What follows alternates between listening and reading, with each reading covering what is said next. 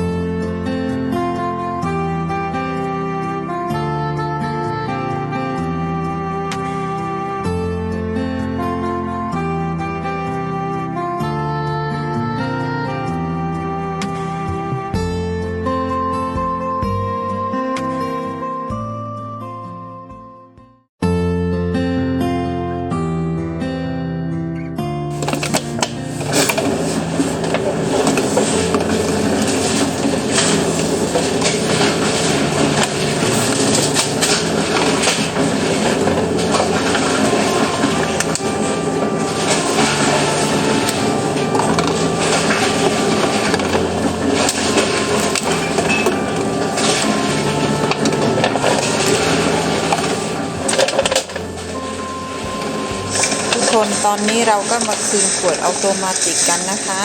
เพราะว่าขวดที่ต้อยสะสมมันเยอะแล้วก็เลยเอาขวดมาคืนเครื่องอัตโนมัติแล้วก็มาซื้อกับข้าวนิดๆหน่อยๆค่ะ